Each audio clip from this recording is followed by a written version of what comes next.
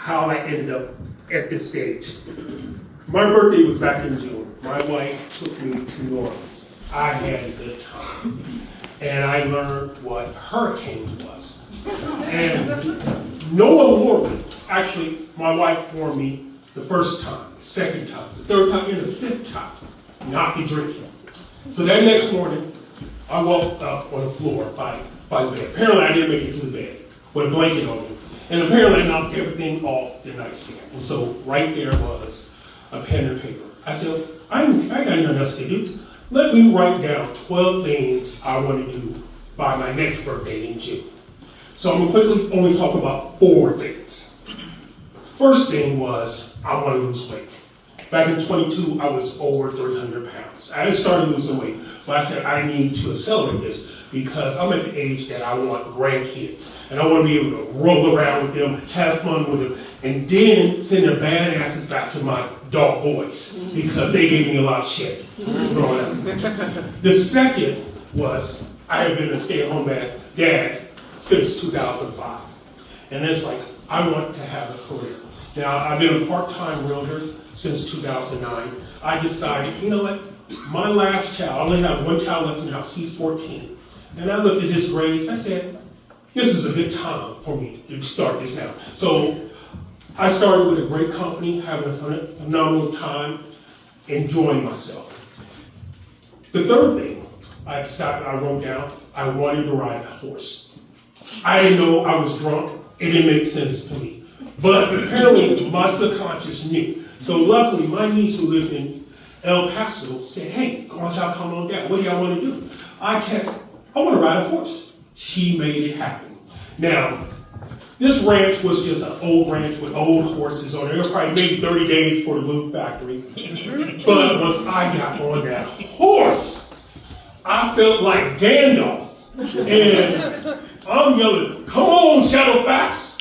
Let's show the meaning of haste. My nieces and sisters are like, what the hell is he talking about? Which leads into my fourth thing.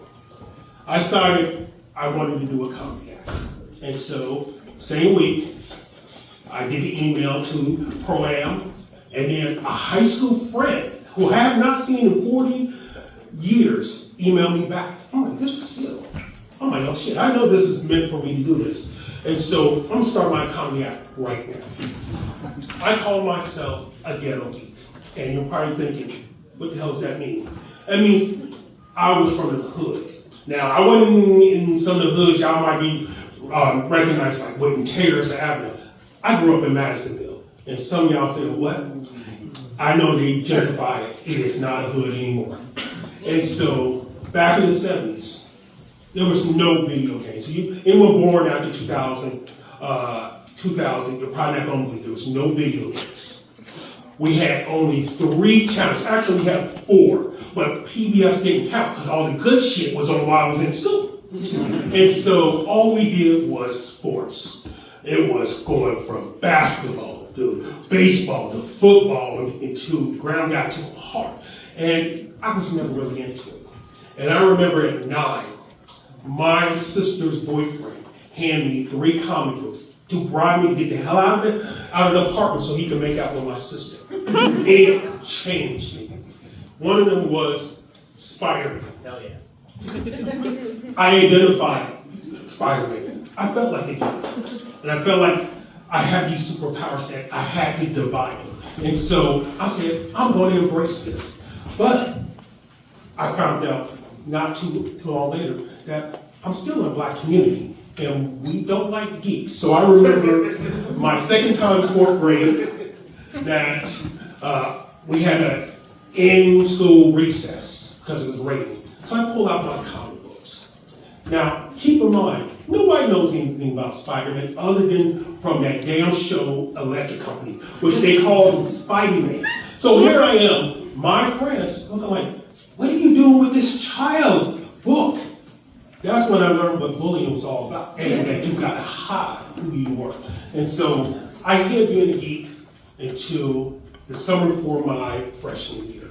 Now again, I'm still from Madisonville. I still play football and everything, and it only except for the first of the month, because I was able to afford my own subscription. So when they came to the mail, I came up with excuses not to go outside. I remember telling my boy Wayne and David, no man, I can't go out, I'm on punishment because I didn't do my homework. It's like, well, it's the summer. Oh man, y'all know I was on summer school? And so I hid that part very well until the summer of my high school year. I went to Purcell Marion, if you're familiar with the school, and as being poor, I had to work during the summer and after school to pay for my tuition. So I got to know all these new friends before my freshman year. They were all jocks. And so they built me up. I'm going to try out for football. And so that second week of August, I showed up, and do you all know the saying that when a lion's chasing you, you have to be faster than the other person? That's the same in football. And so I made a mistake.